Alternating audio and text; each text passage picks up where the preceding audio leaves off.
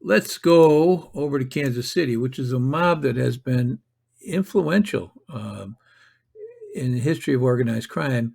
It all kind of came smashing to a halt in the late 70s, early 80s with operations. There were two of them, straw men, involved shaking down the casinos. I'll do a whole thing on that. Actually, if you go through this, my page here on YouTube, there's something on there about that already. But anyway, what it's often overlooked that what the Kansas City mob did was effectively bring about the close of organized crime over one incident in the 1940s. They created the Kefauver Committee. From Kefauver, there came the McClellan Committee, and from the Permanent Committee on Organized Crime. But it started in the 1940s with a boss out there named Charlie Binaggio. I may not be pronouncing it right, Binaggio. Uh, but then again, I'm not a self-proclaimed mob historian. Um, that was a jab.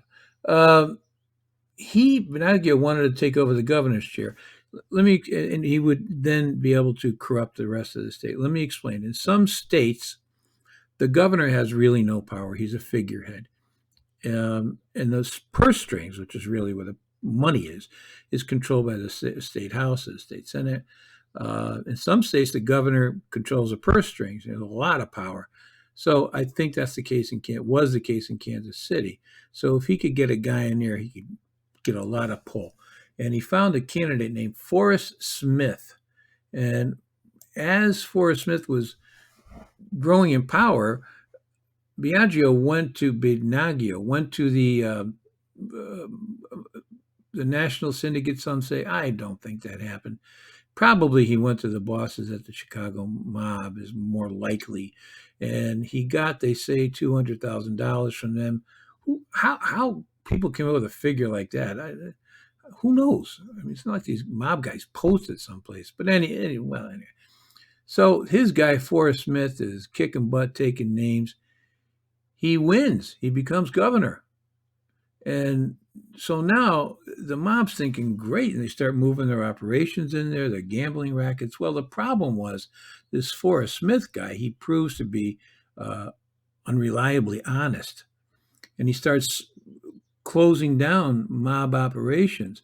And the Kansas City mob is starting to lose a lot more influence than they went in with. Their gambling rackets are closing. The police organizations really are going out more on their own without these guys. Everyone's pissed at this guy. So on April the 5th, 1950, Binaggio and his underboss, Charlie Mad Dog Gargota, how do you like that name? They went to the First Ward Democratic Club, I think, and a lot of other people think, to meet guys from their own operation, and they were murdered. So just a few days after the murder, a Republican congressman from Missouri, Dewey Short, that's a great name, uh, saw this as a political move. So he went all over the news, local, national news, and he said that this mafia killing of these two guys, it was just a result of how corrupt Democrat politics are, not only in Missouri, but all over the United States, and how tied in they were with the mob. Very few people knew what the mob was up until that point. They really didn't. So the majority leader, Senate Majority Leader, thinks, well, I've got to do something. And he creates what became the Kefauver Committee. And Kefauver takes his hearings into organized crime, and he has a lot of success. A lot of people want to know about organized crime. You know, it was actually when they played it on television, there are photos you'll see. A lot of homes didn't have TVs, but bar rooms and some restaurants had them, and these places are jam packed watching Kefauver pull these goons up and asking them questions. Um, and a lot of police organizations and state governments were so happy Kefauver, somebody was finally doing something. The mob strangled so many things in so many places. So Kefauver met with great success. It pushed him into a run for the presidency.